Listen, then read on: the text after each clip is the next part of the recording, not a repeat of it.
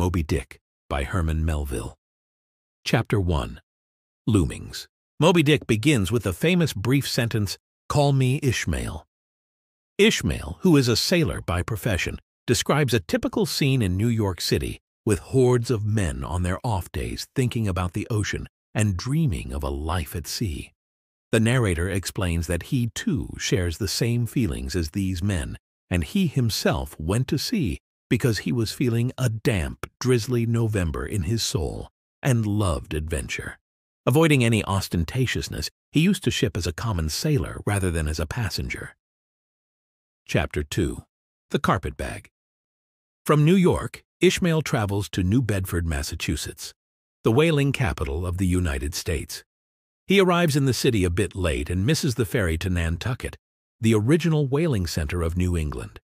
For the sake of tradition, Ishmael wishes to sail in a Nantucket whaling vessel.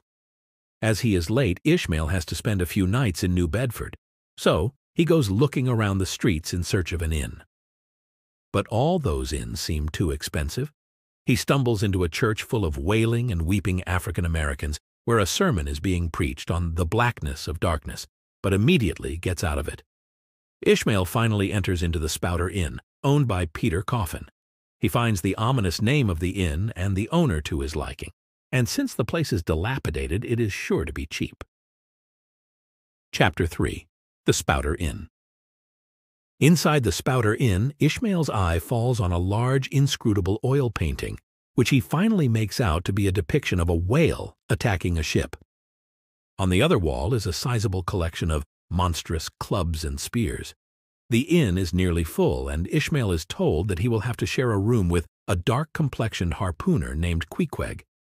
With nowhere to go, he spends the evening in the bar with a wild set of mariners, waiting for Queequeg to come back.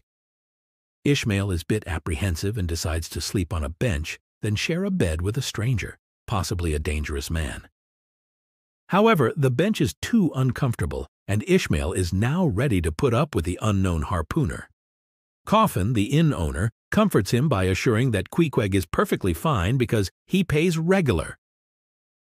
Still, Ishmael is worried, since Coffin adds that the harpooner has recently come back from the South Seas and is currently out peddling shrunken heads. When Queequeg finally returns, Ishmael is frightened to see him. He notes with horror the harpooner's tattoos and tomahawk pipe. Queequeg settles down and starts worshipping a small, dark-colored idol. When he is done with prayers, Queequeg discovers Ishmael in his bed. He flourishes his tomahawk pipe as Ishmael cries out for the inn's owner. Coffin explains the situation to Queequeg, and the duo settle in for the night. Ishmael having made up his mind to share a bed with a sober cannibal than a drunken Christian. Chapter 4. The Counterpane. Queequeg and Ishmael sleep together at night, and the next morning when Ishmael wakes up, he finds Queequeg's arm lying affectionately thrown over him, as if the latter were his wife. Ishmael watches the cannibal wear a fancy hat and boots and shaves himself with his harpoon. The narrator is wowed by the savage's understanding of civilized manners. Chapter 5. Breakfast. The inn's breakfast table is full of whalers, yet Ishmael is surprised to see that no one is narrating sea stories or indulging in bawdiness. All the men are eating in silence. The narrator notes that Queequeg uses his harpoon to take more meat. Chapter 6. The Street. Ishmael roams around in New Bedford and is wowed by the town and its people. The town is full of men from all corners of the globe. As a hub of the maritime industry, people visit this place from as far as South Pacific to the remote mountains of Vermont. The luxurious bungalows and finely dressed women of the town indicate the wealth of town, which is due to the high prices of whale oil. Chapter 7. The Chapel. Ishmael goes to see the whaleman's chapel, which has the plaques commemorating those lost or killed at sea. He finds the message in the chapel contradictory.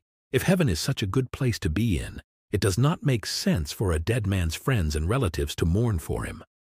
Ishmael is surprised to see Queequeg in the chapel. Chapter 8. The Pulpit. A man comes to the chapel and climbs up a rope ladder into the pulpit, which is shaped like a ship's bow. He is known as Father Mapple, the preacher in the chapel. Father Mapple is a favorite among whalers, for delivering sermons with all his sincerity. He has the ability to make his sermons relevant to people's lives. Ishmael thinks about the symbolic significance of Mapple's dramatic climb into the pulpit. Chapter 9. The Sermon. This Sunday, Mapple takes his theme for the sermon from the story of Jonah, the prophet who was swallowed by a great fish. In other words, a whale. The preacher uses Jonah's story to tell the whalers about man's sin and his willful disobedience of God's commandments. Mapple claims that this story also appeals to him personally, goads him to fulfill God's will by preaching the truth in the face of falsehood. The preacher is flush with his emotional sermon and ends by kneeling down, his hands covering his face as the crowd leaves the chapel. Chapter 10. A Bosom Friend. Ishmael starts admiring Queequeg's serene comportment. He develops a great respect for his new friend and notes that you cannot hide the soul under tattoos and appearances. Ishmael still has an image of Queequeg as a savage, but he becomes, in Ishmael's mind, George Washington cannibalistically developed. Ishmael, with his small gestures, extends a hand of friendship toward Queequeg, and the two become friends. He starts liking Queequeg's sincerity and lack of Christian hollow courtesies. According to the customs of Queequeg, both are married after a social smoke out of the tomahawk pipe. Queequeg gifts half of his belongings to Ishmael. The two continue to share a bed, having many long chats.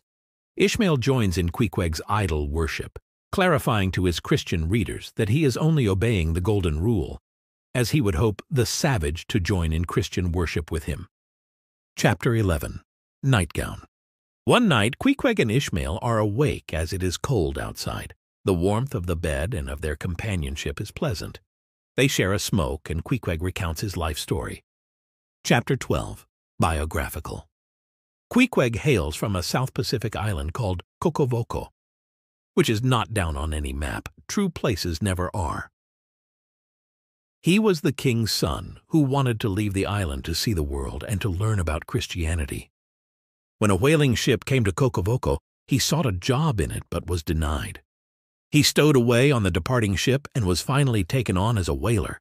Since then, he has become a skilled harpooner. His father is probably dead by now, meaning that Queequeg would be king. But he can never go back to his island, as his interaction with Christianity has made him unfit to ascend his homeland's pure and undefiled throne. For Queequeg, Ishmael notes that barbed iron, Queequeg's harpoon, was in lieu of a scepter now. The duo plans to go to Nantucket to set sail on a whaler. Chapter 13. Wheelbarrow. Ishmael and Queequeg leave for Nantucket with a wheelbarrow full of their things. The people of New Bedford are surprised to see a white man and savage behaving so friendly with each other. Queequeg narrates Ishmael's stories about the first time he used a wheelbarrow. He picked it up instead of wheeling it. He also tells him a funny story about a white captain who attended a wedding feast on Kokovoko and became a butt of jokes. On their way to Nantucket, an idiotic man mimics Queequeg. The savage flips the man around in the air and gets scolded by the captain. Suddenly, a rope in the ferry's rigging snaps, and that falls into the sea as the ferry goes out of control. Queequeg immediately secures the ferry and then jumps into the water to save the man. His bravery in saving the man wins him everyone's respect. Chapter 14. Nantucket. The narrator here digresses from the story to describe the island of Nantucket.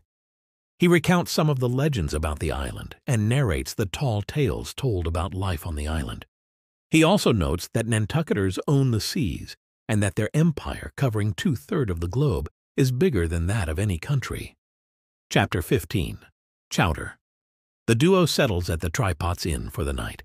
It is owned by the cousin of the Spouter Inn's owner. Ishmael is concerned about an old topmast above the inn that looks like gallows. Everything on Nantucket is related sea in one way or the other.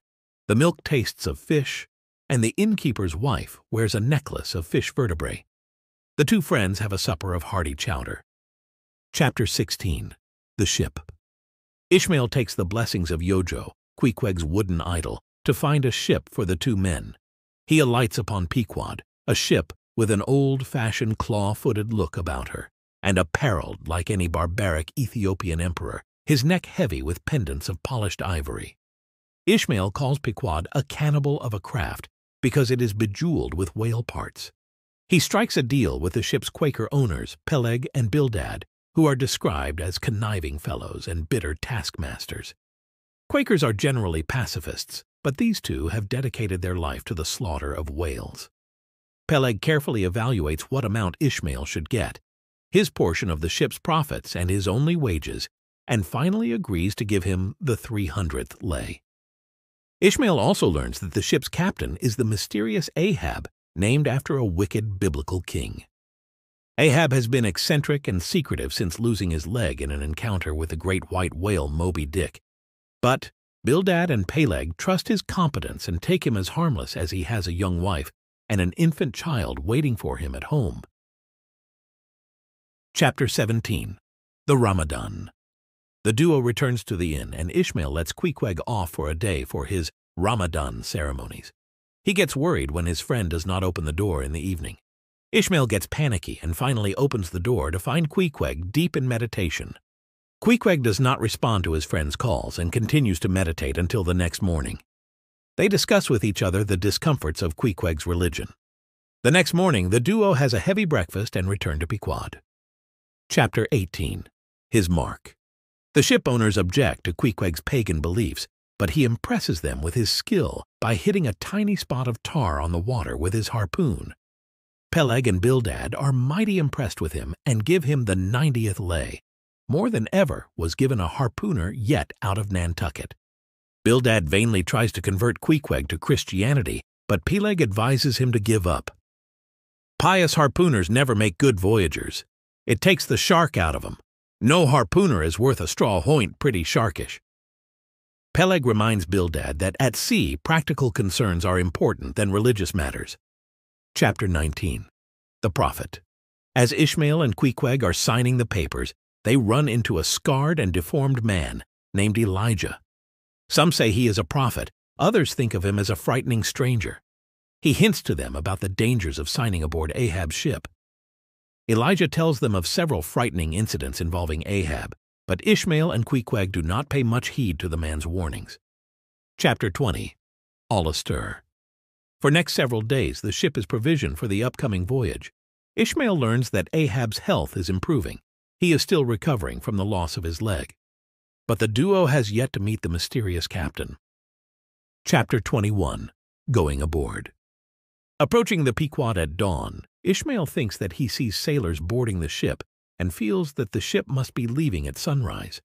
Ishmael and Queequeg encounter Elijah again just before they are about to board the ship. Elijah asks Ishmael whether he has seen anything looking like men boarding the ship. Ishmael says that he did. However, the ship is quiet, but for one old sailor who informs them that Captain Ahab is already aboard. As the sun rises, the Pequod's crew starts arriving and the ship prepares to sail. Chapter 22. Merry Christmas. Pequod leaves Nantucket on a cold Christmas day. Peleg and Bildad pilot the ship out of the port. Captain Ahab is still not seen on the deck. Ishmael finds the start of the journey a little disconcerting and is thinking over it when he gets a kick and a scolding from Peleg. Pequod is soon clear of the harbor and into the open ocean. The owners take a small boat back to shore as the whaling ship plunges like fate into the lone Atlantic. Chapter 23. The Lee Shore. The narrator paints a brief portrait of Bulkington, a sailor whom he first meets in New Bedford. Ishmael watches Bulkington steer the Pequod and thinks of him as a restless pioneer who is destined to die at sea. This kind of death is infinitely preferable to Ishmael, rather than fading away in cowardice. He imagines himself addressing to Bulkington and proclaiming that the death at sea will transform him into a god. Chapter 24. The Advocate. Ishmael proceeds to stand up for the whaling profession, terming it heroic, financially critical, and has widened geographical knowledge. He argues in the favor of the dignity of whalers by pointing to the involvement of noble families in the industry. He mentions the fact that the Bible and other books mention whales, and to the fact that Cetus, a whale, is a constellation in the southern sky. Ishmael winds up the topic by declaring that anything worthwhile that he might accomplish can be credited to his time spent on whaling, his Yale College or his Harvard. Chapter 25. Postscript. Ishmael tops up the facts of previous chapter with some speculation in this chapter. He reminds the reader that sperm whale oil is used in the coronation of royalty and suggests that sperm oil is used because it is the best, purest, and the sweetest of all oils. Chapter 26. Knights and Squires. In the first of the two chapters titled Knights and Squires, Ishmael introduces the first mate, Starbuck, a pragmatic and reliable Nantucketer.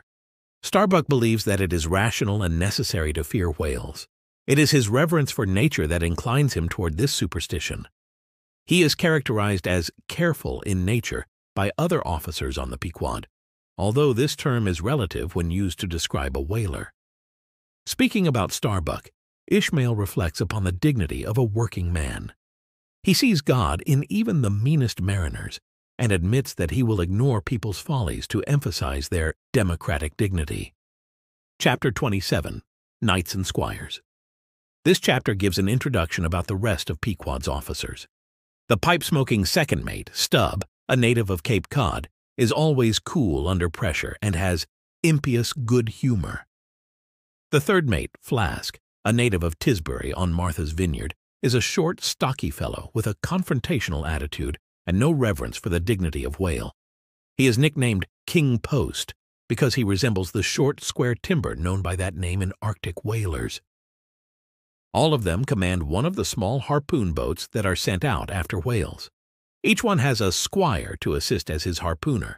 Queequeg is Starbuck's harpooner. Tashtago, an unmixed Indian from Gay Head on Martha's Vineyard, is Stubb's harpooner. And Dagu, a gigantic coal-black Negro savage from Africa with an imperial bearing, is Flask's assistant.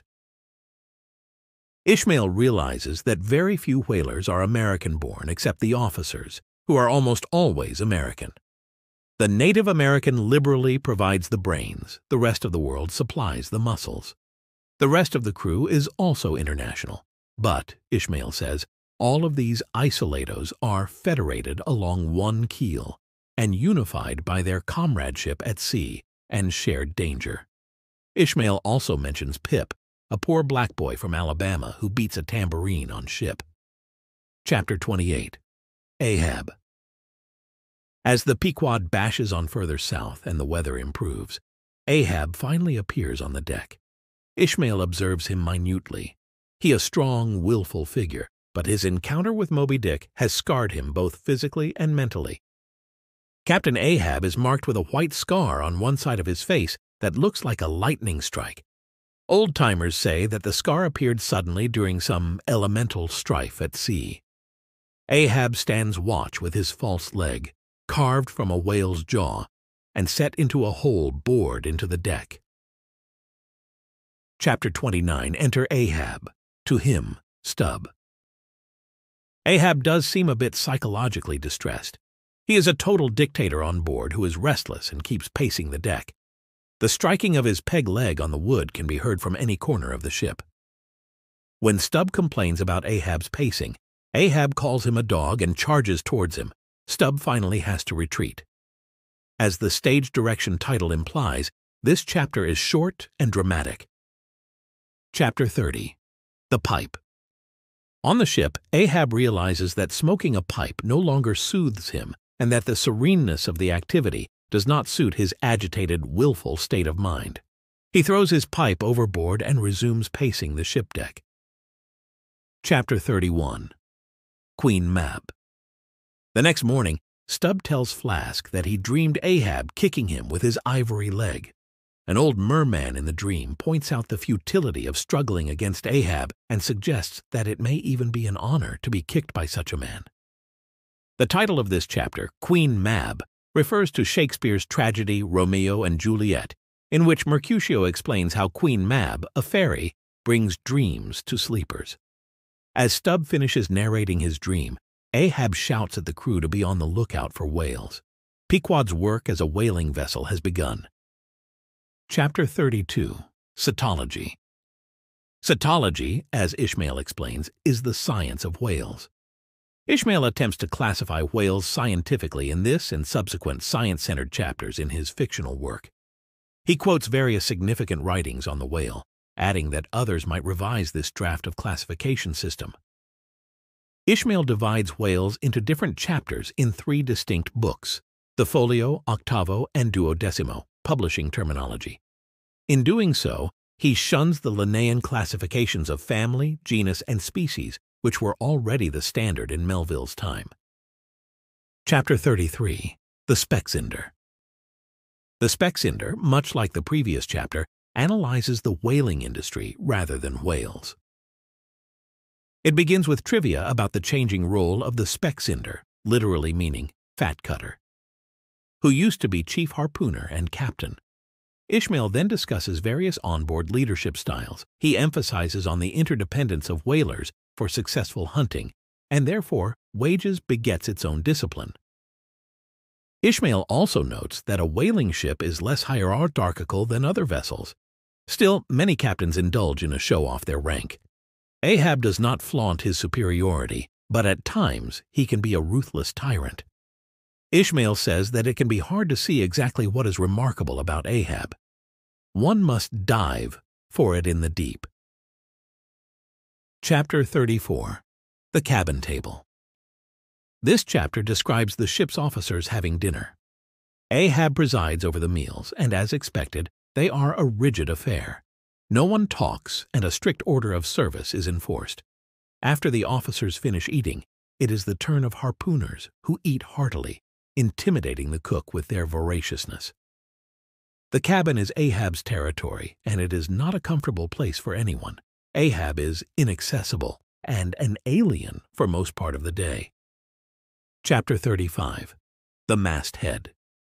The narrator describes his first post on the masthead, the top of the ship's masts, looking for whales. He takes a brief tour of history of mastheads and their role on whaling ships.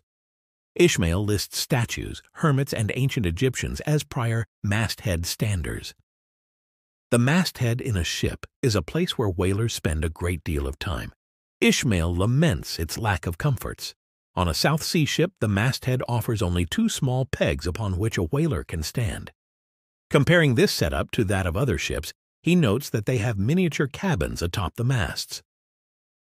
Ishmael admits that he himself daydreams too much to keep a good watch. He warns the ship captains against hiring romantic, melancholy, and absent-minded young men who are likely to miss whales in the vicinity. Chapter 36. The Quarterdeck. Enter Ahab, then all. Ahab finally makes an appearance for the first time before his men. He works up his crew by calling out simple questions about their mission, to which the members respond in unison. Then he puts forth a Spanish gold doubloon, announcing, "Whosoever of ye raises me a white-headed whale with a wrinkled brow and a crooked jaw, he shall have this gold ounce, my boys." The men are delighted to see this. The harpooners ask if it is Moby Dick that Ahab seeks. The captain then confesses, in response to Starbuck's query, that it was indeed Moby Dick who ripped off his leg, and he is determined in his quest to hunt the whale down. The men shout together their approval to Ahab's plan. Starbuck, however, protests that he came here to hunt whales, not his commander's vengeance. Ahab commences a ritual that keeps the crew together. He orders all of his men to drink from one flagon that gets passed around. Asking the harpooners to cross their lances before him, Ahab holds their weapons and anoints Queequeg, Tashtago, and Dagu, my 3 pagan kinsmen there, yon 3 most honorable gentlemen and noble men. He then makes his men take the iron off the harpoons to use as drinking goblets.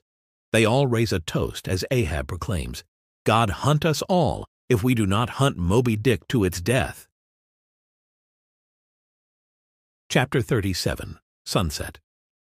Sunset begins with a stage direction that sets Ahab alone near a window in a melancholic soliloquy. He contemplates that everyone thinks of him as a madman and agrees that it is true to some extent. He consciously calls himself demoniac and madness maddened. He reveals that it was foretold that he would be dismembered by a whale. He, however, proclaims that he will be both prophet and fulfiller of Moby Dick's destiny. Captain Ahab understands and accepts the inequality of the battle, yet challenges Moby Dick, claiming that the whale cannot avoid his fate. "The path to my fixed purpose is laid with iron rails, whereon my soul is grooved to run," he says. Chapter 38. Dusk.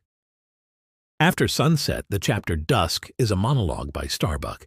He fears that their expedition will be a failure, yet he feels inextricably linked to Ahab, compelled to help him to his impious end. As he hears the revelry coming from the crew's forecastle, Starbuck laments the doomed voyage and the latent horror in life. Chapter 39. First Night Watch. First Night Watch is a monologue by Stubb which gives yet another perspective on the voyage. He believes it all to be predestinated and can only laugh and sing a ditty. Chapter 40. Midnight Forecastle. Midnight Forecastle is written like a scene from a play. It introduces sailors from different countries showing off and singing together. They start fighting when a Spanish sailor makes fun of Daggoo. A sudden storm, however, puts an end to their fighting as they get back to their work on the ship. Pip asks the Big White God, who may be either God or Ahab, to have mercy on this small black boy. Chapter 41. Moby Dick. Ishmael compares the legend of Moby Dick to his experience of the whale. He is of the view that sperm whale attacks have increased recently, and that some superstitious sailors think that these attacks have an intelligent supernatural origin. Whalers circulate wild rumors about Moby Dick particularly. They suggest that the beastly creature can be in more than one place at the same time. They are also of the view that it is immortal. Even the wildest of rumors usually contain some truth, remarks Ishmael. Whales have been known to travel with remarkable speed from the Atlantic to the Pacific. Thus, it is quite possible for a whale to be caught in the Pacific with the harpoons of a Greenland ship in it. Moby Dick has been elusive from the whaler's grasp for a long time. It shows an intelligent malignity in its attacks on men. Ishmael describes that Ahab lost his leg when he tried to attack Moby Dick with a knife after the whale destroyed his boats. As Ahab was far from land, he did not have access to medical care, and thus had to suffer unimaginable physical and mental suffering on his way back to Nantucket. Ishmael concludes that Ahab's madness and his single-minded obsession to kill the whale must have grown during his bedridden agony. Chapter 42. The Whiteness of the Whale. Ishmael explains what Moby Dick meant to him at the time of the voyage. Above all, it was the color, its whiteness of the creature that appalled him. Ishmael discusses the whiteness of whale by noting its use as a symbol of virtue, nobility, and racial superiority. White color only accentuates the terror when it is attributed to any object already terrible, such as a shark or polar bear, notes Ishmael. Chapter 43. Hark. There is a brief, dramatic dialogue between two sailors on watch. One thinks that he has heard a human-like noise from the hold where a ship's cargo is normally stowed. The other hears nothing, but then the first sailor reveals to him that Stubb and others were talking about a mysterious passenger in the hold. Chapter 44. The Chart. Ishmael narrates Ahab's attempts to locate Moby Dick. Ahab thinks that he can predict the location of the whale by tracing currents that the creature might follow in search of food. He also knows that Moby Dick shows up at a certain place at the same time every year. Ahab's single-minded focus occasionally leads him to fits of near madness.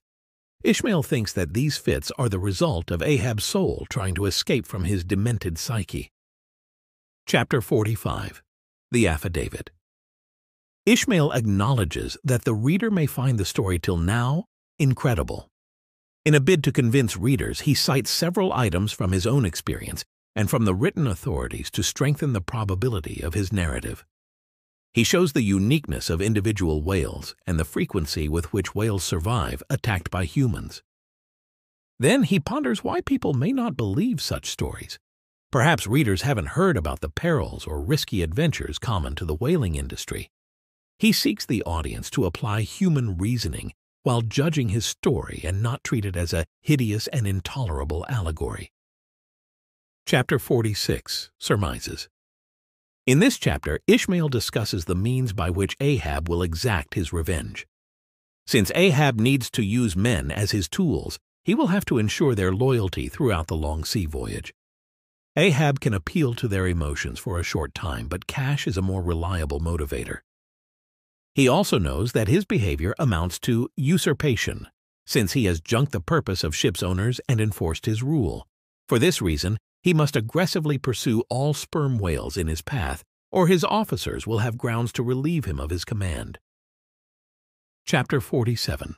The Mat-Maker. Ishmael narrates the slow, dreamy atmosphere on the ship when it is not in active pursuit.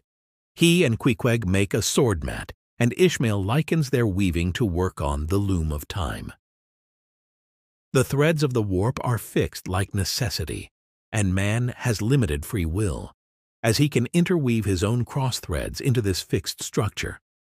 Ishmael calls it a work of chance when Queequeg's sword hits the loom and changes the overall pattern. Meanwhile, Tashtago sees a whale, and the whole dreamy sequence comes to an abrupt end. Suddenly, everyone gets busy in preparation for the whale hunt. As the men are about to leave in the harpoon boats, 5 dusky phantoms emerge around Ahab. Chapter 48. The First Lowering. As the crew launches the harpoon boats for the first time on the voyage, Ahab's secret crew emerges from the hold and boards the captain's harpoon boat. Their leader, Fedallah, is a dark, sinister figure with a Chinese jacket and a turban made from coiling his own hair around his head. There are several more tiger yellow natives of the Manila who have been hiding in the hold of Pequod. Ishmael remembers the shadowy figures that he saw boarding the ship in Nantucket. Strange noises have been emanating from the hold, and Captain Ahab's frequently visits down there. All of it is now explained by the presence of Fedallah and his men. The harpoon boat crew stare at their newly discovered shipmates, but Flask tells them to continue doing their jobs and concentrate on hunting. Pequod's first attack on a pod of whales is unsuccessful. Flask stands on his harpooner Dagu's shoulders because he is too short to see otherwise. Queequeg manages to land a harpoon in a whale, but the creature flips the boat. Queequeg's mates are nearly crushed by the ship as it passes, looking for them in mist. Finally, they are pulled aboard. Chapter 49. The Hyena. Ishmael laughs at the absurdity of the situation in which he finds himself. He has never been on a whale hunt before and is surprised at the dangers associated with an ordinary whale hunt. The Pequod's mates tell him that they have seen much more dangerous conditions than what Ishmael has just witnessed. Ishmael decides to rewrite his will and asks Queequeg to help him do so. He feels better afterward and thinks of himself as a man already dead. From now on, the time he lives at sea will be a bonus. Chapter 50. Ahab's boat and crew Fedallah. Ishmael notes that Ahab's unusual step to have his own harpoon boat and crew is not a typical practice in the whaling industry. Ship captains hardly risk their lives in pursuit of whales, and Ahab's injury makes it even more surprising. The Pequod's owners would not have approved of it. Ahab's secrecy about Fedallah and his plans is even stranger. However strange, in a whaler, wonders soon wane, because there are so many unconventional sights encountered on a voyage. Whalemen are not easily awestruck, but in this case, they too find Ahab's crew bizarre. That hair-turbaned Fedallah remained a muffled mystery to the last. Ishmael says that there is something demoniacal about the man. Chapter 51. The Spirit Spout. Looking down from the masthead one night, Fedallah thinks that he sees a whale spouting. The ship tries to follow it, but the whale is not seen again. Mysteriously, a similar spout is seen each night from then on. Ishmael calls it a spirit spout, because it seems to be a phantom leading them on. Some think it might be Moby Dick leading the ship toward its destruction. Pequod sails around the Cape of Good Hope at the southern tip of Africa, a particularly treacherous passage. In tough time, Ahab commands the deck robustly and, even when he is down in the cabin, keeps his eye on the cabin compass. Caught between the phantom spout and the dangerous passage, the men resign themselves to being practical fatalists. Chapter 52. The Albatross. Soon the men see a ship called the Goni, or Albatross. It has a spectral appearance, and the vessel has been at sea for 4 years. As the two ships pass by, Ahab asks this ship's crew if they have seen Moby Dick. The other captain tries to respond, but a gust of wind blows the speaking trumpet from his mouth. The schools of fish that have been following Pequod turn to follow the albatross, which saddens Ahab. The Pequod continues its journey around the world, and Ishmael gets a feeling that this grand-sounding expedition is going in circles. Chapter 53. The Gam. Ishmael then proceeds to explain why the Pequod and the albatross did not have a gam. He defines a gam as a social meeting of two or more whale ships generally on a cruising ground. When, after exchanging hails, they exchange visits by boat's crews, the two captains remaining, for the time, on board of one ship, and the two chief mates on the other. During a gam, two ships exchange reading material, letters, and their relative successes. Ahab, however, is interested in gams only with those ships whose captains have information about Moby Dick. Chapter 54. The Town Ho's Story. In this chapter, Ishmael narrates a story about another ship, the Town Ho. It was originally told to Tashtego during a gam between the Town Ho and the Pequod. At the beginning of the chapter, Ishmael announces that he is telling the reader the version that he once told to his Spanish friends in Lima.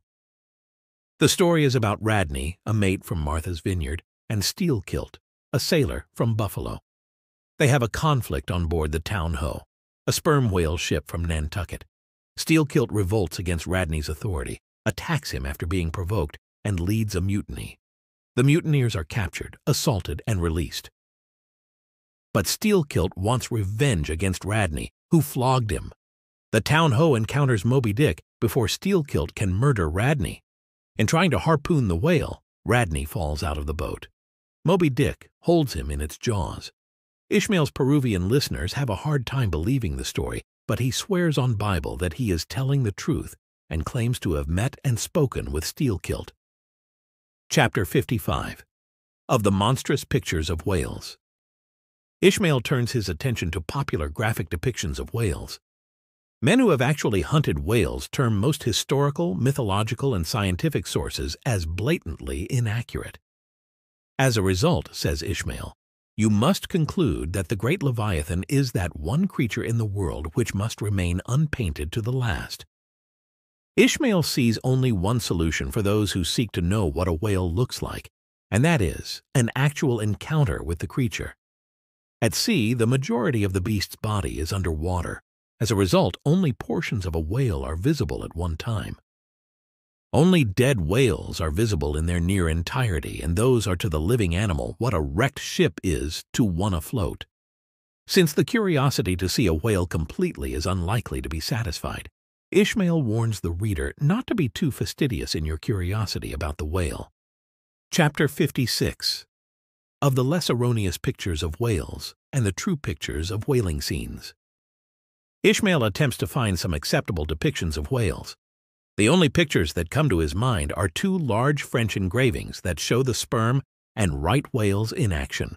He ponders why the French have been best able to capture whales and whaling in art, probably because it is not a whaling nation.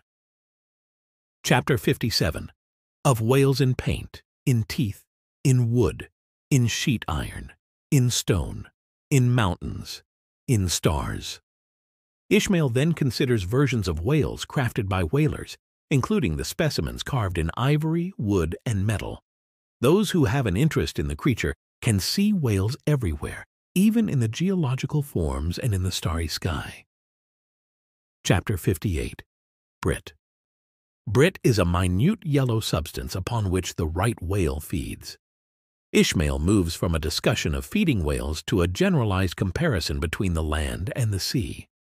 In the sea, there are unknown horrors and danger, while on land, everything is visible and therefore manageable.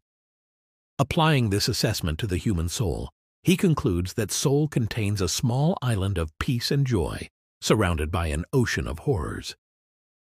Chapter 59. Squid.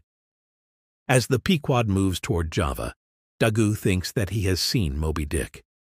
The harpoon boats are lowered and the animal pursued, but it turns out to be a false alarm as it is only a giant squid, which is taken as a bad omen.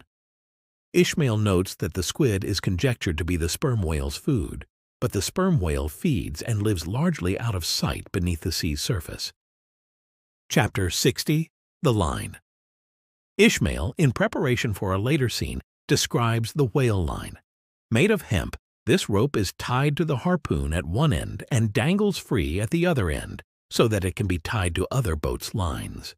Since it is laid out throughout the boat and whizzes out when a whale is darted, it is considered dangerous for the harpoon boat crew. According to Ishmael, all men live with metaphorical whale lines around their necks, and it is only when a catastrophe occurs that they realize the constant perils of life.